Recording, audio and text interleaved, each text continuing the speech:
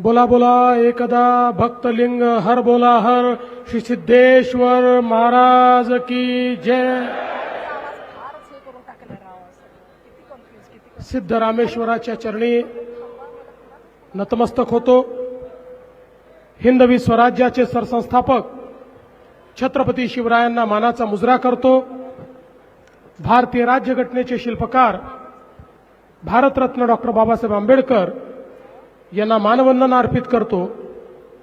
आजच्या सोलापूर महानगरपालिकेच्या निवडणुकीच्या या सभेमध्ये मंचावर उपस्थित असलेले आपले पालकमंत्री जयकुमार गोरेजी, आपले माजी पालकमंत्री आणि लोकप्रिय आमदार विजयकुमार देशमुखजी, राज्याचे माजी मंत्री आणि लोकप्रिय आमदार सुभाष देशमुखजी, आपले युवा आमदार देवेंद्र कोठेजी, आमदार अक्कलकोटचे आपले युवा आमदार सचिन कल्याण शेट्टीजी, आपले जिल्ह्यातले आमदार समाधान दादा अवताडेजी, प्रशांत मालक परिचारकजी, माजी खासदार जयसिद्धेश्वर महास्वामीजी, आमचे अण्णासाहेब पाटील आर्थिक विकास मंडळाचे अध्यक्ष नरेंद्र पाटीलजी, आपल्या शहर अध्यक्षा रोहिणीताई, दिलीप मानेजी, नरसिंग मेंगजी, राम सातपुतेजी, राजाभाऊ राऊतजी, रामचंद्र जन्नूजी, शशिकांत चव्हाणजी, चेतनसिंह केदारजी, या ठिकाणी उपस्थित पांडुरंग डुड्डी, मोहिनीताई पत्की, सुधाकर अळीमोरे, रुद्रेश बोरामणी, मोहन डोंगरे, वृषाली चालुक्य, विजय कुलते, डॉक्टर आदर्श मेहता, विकास वाघमारे, मंचावर उपस्थित सर्व मान्यवर आणि या ठिकाणी उपस्थित मोठ्या संख्येनं आलेल्या माझ्या सर्व लाडक्या बहिणी आणि तितक्याच लाडक्या भावांनो, मी इथे यायच्या आधी आपलं ग्रामदैवत सिद्धरामेश्वरांचं दर्शन घेण्याकरता गेलो होतो आणि श्री सिद्धरामेश्वरांना एकच मागणं मागितलं की पुढचे 5 वर्ष या महानगरपालिकेच्या माध्यमातून सोलापूरकरांची सेवा करण्याची संधी आम्हाला द्या, असा आशीर्वाद त्या ठिकाणून मी घेऊन आलो आहे। मला हे माहिती आहे की एकदा सोलापूरला सिद्धरामेश्वरांचा आशीर्वाद मिळाला की कोणालाही मागे वळून पाहावं लागत नाही। खरं तर आपल्याला माहिती आहे यात्रा सुरू झाली आहे। 13 तारखेला मुख्य अक्षता सोहळा आहे। 3 लाख लोक शहरात असतील, पण तरी देखील आपली नजर ही 15 तारखेवर आहे। 15 तारीख देखील आपल्याकरता खूप महत्वाची आहे, कारण जे सोलापूरकर आहेत, सोलापूरची जनता आणि त्याची सेवा ही देखील आपल्याकरता ईश्वर सेवाच आहे।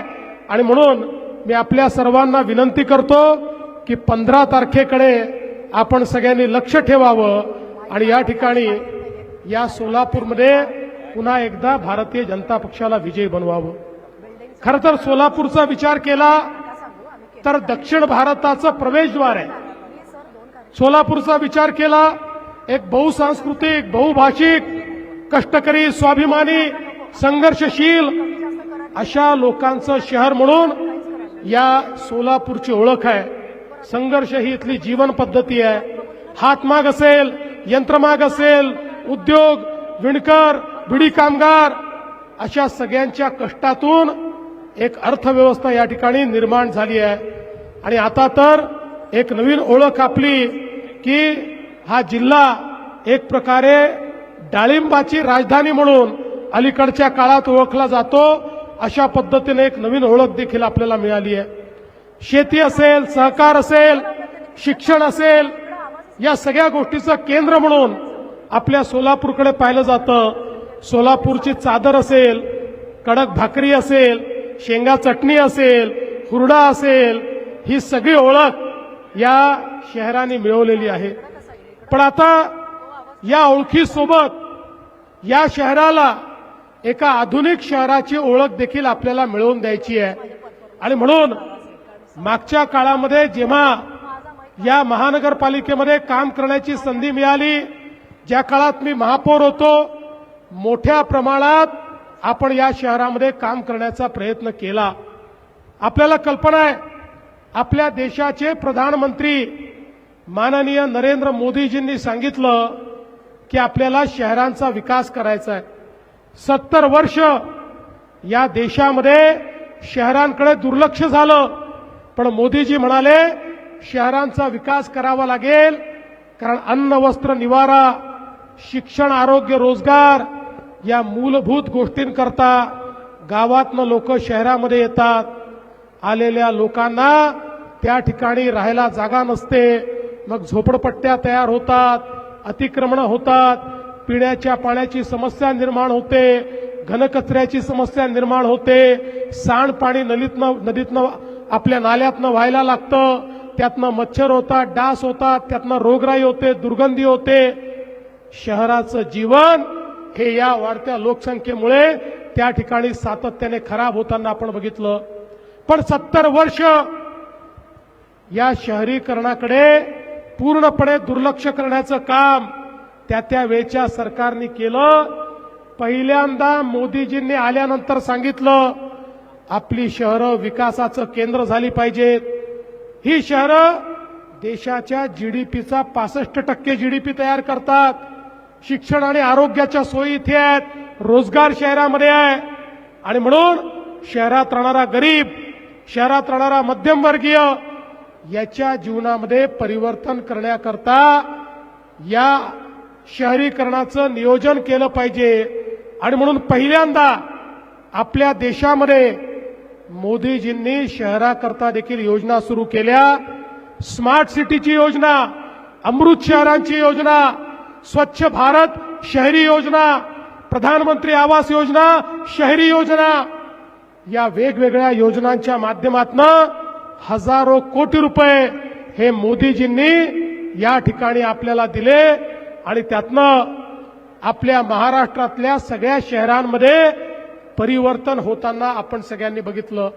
पूर्वी शहरांना 100 कोटी रुपये देखील मिळत नव्हते, पण मोदीजींमुळे 500 कोटी रुपयाच्या योजना या शहरामध्ये आपण या ठिकाणी करायला लागलो. वेगवेगळ्या पद्धतीनं आपल्या स्वप्नांना पंख देण्याचं काम हे मोदीजींच्या माध्यमातून झालं. आणि सोलापूरमध्ये तर सोलापूरकरांना खरे पंख देखील आम्ही दिले. इथलं एअरपोर्ट, लोक म्हणायचे इथे कधी विमानसेवा सुरू होणार नाही, पण इथली विमानसेवा आम्ही सुरू करून दाखवली. आज विमानसेवा नियमित केली. पुढच्या टप्प्यामध्ये या ठिकाणी नाईट लँडिंगची व्यवस्था देखील आम्ही करणार आहोत.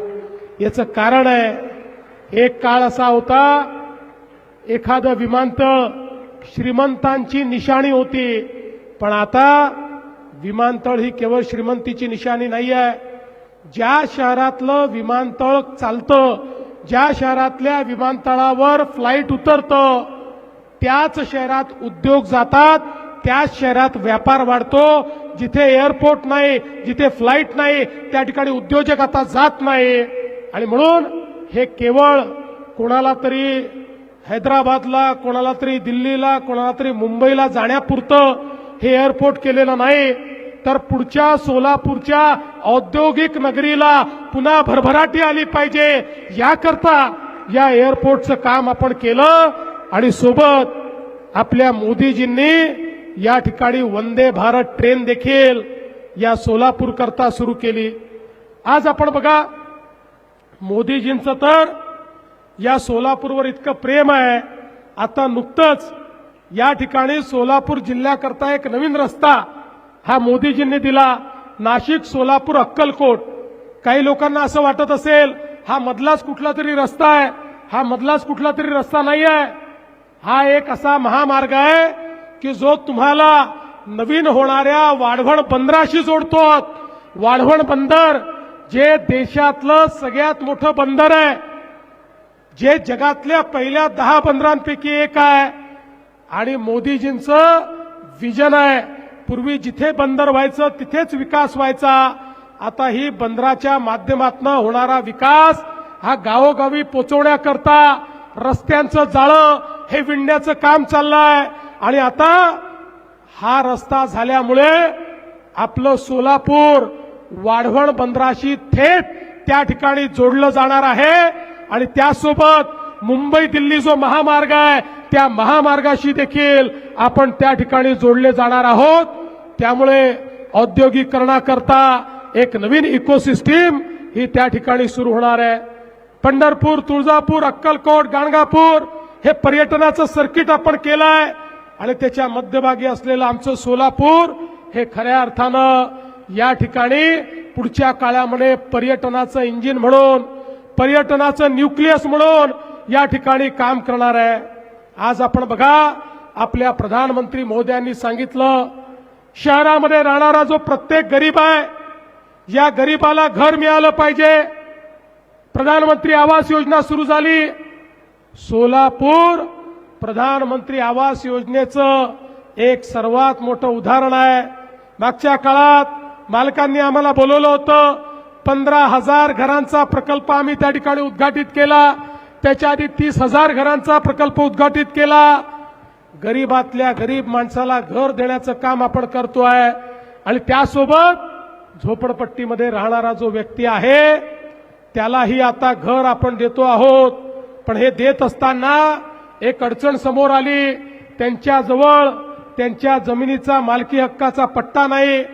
2च महिन्यापूर्वी आपण राज्याच्या मंत्रिमंडळात निर्णय केला, आता घराकरता, झोपडीकरता ज्यांनी अतिक्रमण केलं असेल अशा प्रत्येकाला त्याच्या जमिनीच्या मालकी हक्काचा पट्टा आणि पीआर कार्ड आपण देणार आहोत आणि त्यात ज्याचं कच्चं घर असेल त्याला प्रधानमंत्री आवास योजनेत पक्क्या घराकरता पैसे देखील आपण देणार आहोत। एक प्रकारे मोठ्या प्रमाणात या ठिकाणी काम चाललेलं आहे। रेल्वे मार्गाचं विस्तारीकरण चाललंय।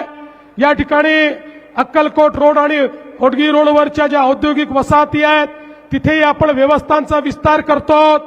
सोलापूर स्मार्ट सिटीच्या माध्यमातून 883 कोटी रुपयाचे प्रस्ताव आपण केले आहेत। यामध्ये एनटीपीसीचं योगदान असेल 250 कोटीचं, नगरोत्थानचे 383 कोटी रुपये असतील। या सगळ्या माध्यमातून अनेक कामं या ठिकाणी आपण केली। पण मला आठवतं, मी सोलापूरकरांना सांगितलं होतं, बंद पाईपलाईननी तुमचं पाणी आणू, त्यावेळेस मान्यता दिली, काम सुरू केलं। मध्यंतरीच्या काळामध्ये उद्धवजींचं सरकार आलं, नेहमीप्रमाणे त्यांनी त्या ठिकाणी स्थगिती दिली, कामाचा सत्यानाश केला। पुन्हा तुमच्या आशीर्वादाने सरकार आलं, अत्यंत वेगानं आपण त्या पाईपलाईनचं काम पूर्ण केलं आणि आता दुसऱ्या टप्प्यामध्ये आम्ही पाईपलाईनचं काम करून थांबलो नाही। 850 कोटी रुपये पुन्हा सोलापूरला मी दिले, त्याचंही टेंडर काढलं।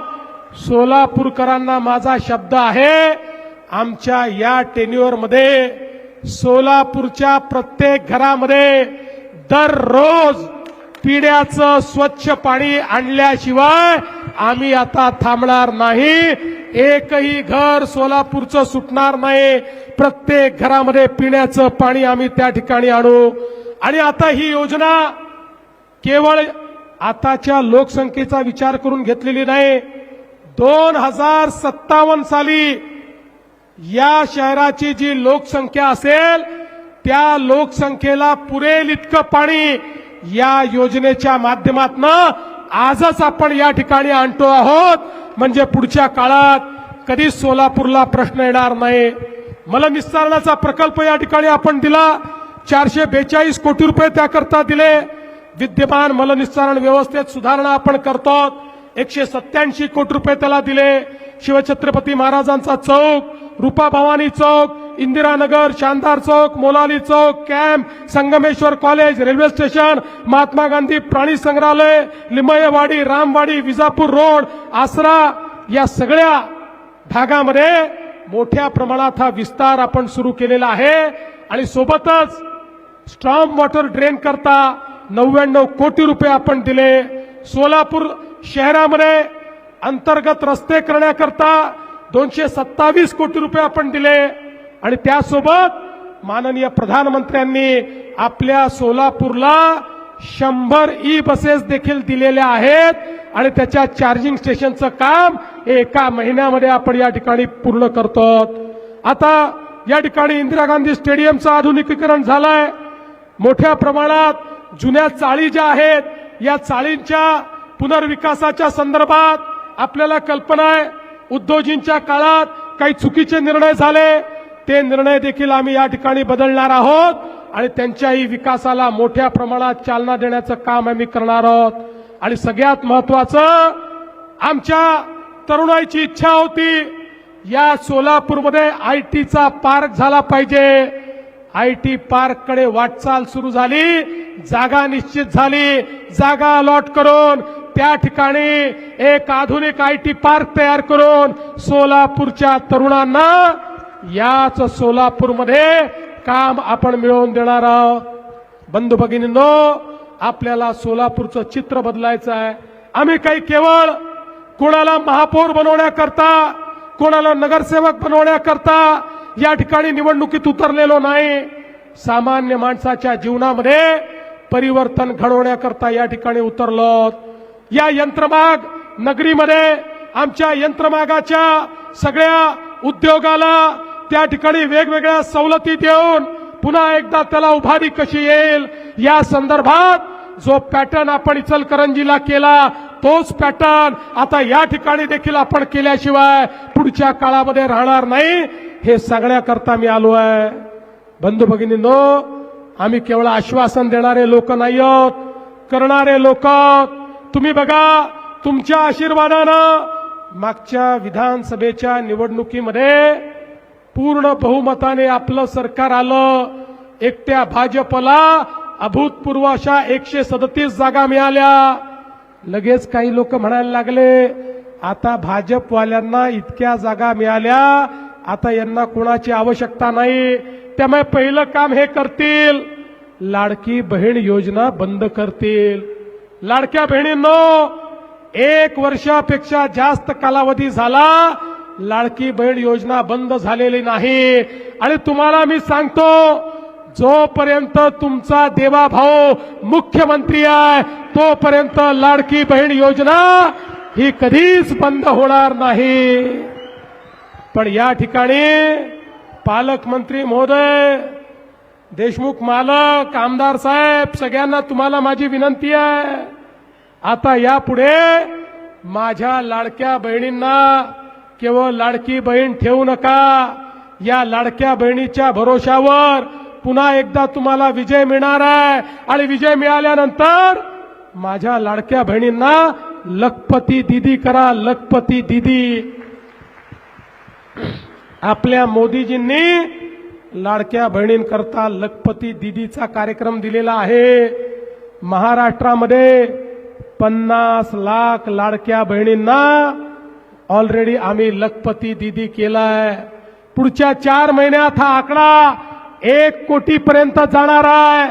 त्यामुळे यानंतर महानगरपालिकेत मेयर बसल्यानंतर जेव्हा जेव्हा सोलापूरला येईल, मी महापौरांना, नगरसेवकांना, आमदारांना, पालकमंत्र्यांना काय कामं झाली हे विचारीन, पण त्यात सगळ्यात पहिल्यांदा विचारीन माझ्या सोलापूरमधल्या किती लाडक्या बहिणींना तुम्ही लखपती दीदी केलं, याचा मला पहिल्यांदा हिशोब द्या आणि मग पुढे काय मागायचं आहे ते मला मागा।